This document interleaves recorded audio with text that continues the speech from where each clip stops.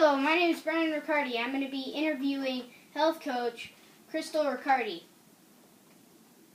What do you think is a healthy lifestyle?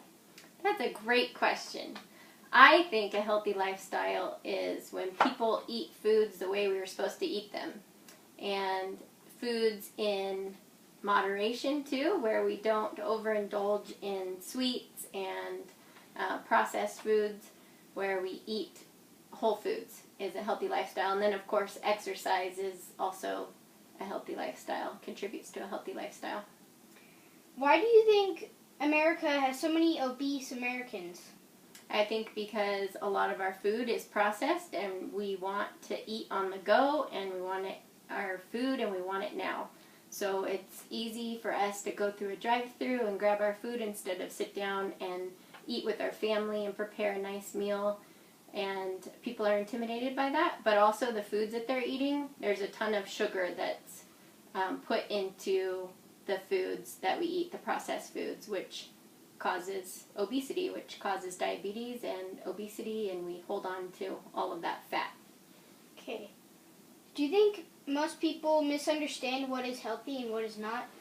Yes, I think they do, because they go to the store and they read the label on the container and it says fortified with vitamins and minerals, and or it may even say like gluten-free or all different kinds of things it'll say. So we think, well, we're supposed to eat that, and we grab it off the shelf and we take it home, but if you really read the ingredients, you would see that it's not healthy for you at all. So people just have the wrong idea. It's also in our food pyramid that's kind of messed up, that shows how many grains we're supposed to eat, and there's a lot of grains on there, and what we really need to focus on is whole foods. What ingredients do you think are in foods today that aren't healthy for you? The list goes on and on and on. If you read labels, you would see that there's things you can't even pronounce, and if you can't pronounce it, don't eat it, because there's a lot of chemicals in our food. There's a lot of artificial sweeteners and flavors and colors, so you should really just eat foods that have 6 or less ingredients, or if you read the label, you'd be able to make it yourself. Do you think that it's bad for people to drink milk? I think that calves were meant to drink cow's milk, and I grew up on a ranch, so I know that that's how it's supposed to be. I know we were supposed to drink our mother's milk when we were born and in infancy, but I don't think we're supposed to be drinking a cow's milk. So there's a lot of hormones in the cow's milk that they're giving to the cows when they're milking the cows that can cause a lot of problems in our development. And when they take out all the fat in the cow's milk, they add sugar, and then they pasteurize the milk, and they take out all the good bacteria that we actually need in our stomach. So, what is so bad about genetically modified food? Well, they have basically taken genes from one seed to the other and trying to make this amazing seed that will keep all the bugs away and be able to withstand some bad weather, all those kinds of things. So in doing that, they've made it into something that our bodies don't even recognize. So our bodies fight it off. It's almost like a foreign matter in our bodies that it's fighting off. So your body starts actually fighting itself, and we develop autoimmune disorders. And so it's like eating plastic almost. So not a good thing. And the major offenders of that is wheat and soy and corn and sugar beets. So try to stay away from those. How do you get so addicted to unhealthy food? Because of the additives that they put in it. A lot of the artificial sweeteners they mess up our message to our brain telling us whether we're full or we're hungry, so we want more. It actually triggers a part in your brain, almost like drugs do, where you just want more and more and more. And then they put all these flavor enhancers in it, so it tastes amazing, and you think, oh, this is what food's supposed to taste like, but it's not really, and so we forget what real food tastes like. Do you think that the government is feeding us false information about health?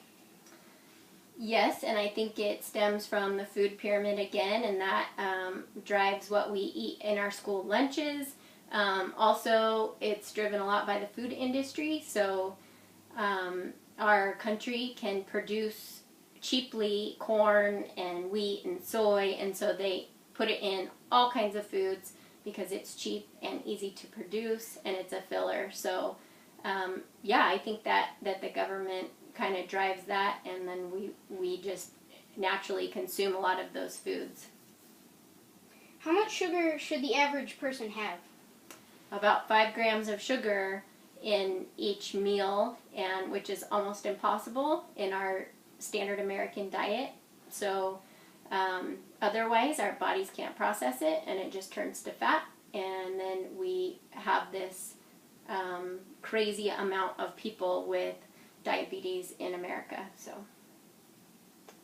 why is healthy food more expensive? I think healthy food is more expensive because not enough people know the benefit of it. So it's almost like the supply and demand curve, that more and more people just want cheap food, and so they can mass produce it, and it doesn't cost as much, and so people naturally go towards the cheap food.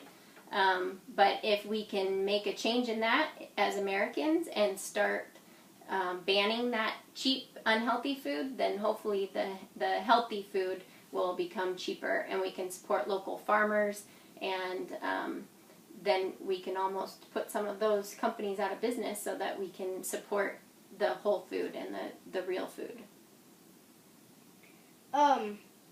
Is fake meat a good alternative for real meat?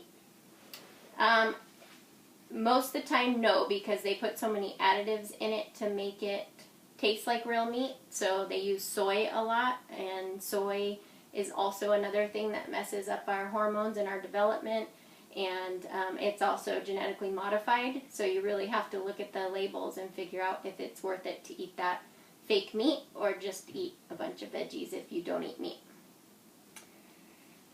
Are artificial sweeteners better than plain sugar? Why or why not?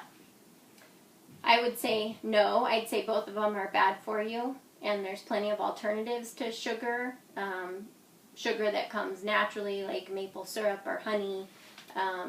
There's different ways to sweeten things, but artificial sweeteners, like I said before, they trigger that response in your brain that says, I want more, more, more. So even if you chew gum with artificial sweeteners, you'll realize how much hungrier you are when you do that. So people think they're doing a good job by drinking diet drinks and sugar-free, but actually they're just making themselves hungrier, and they're eating more.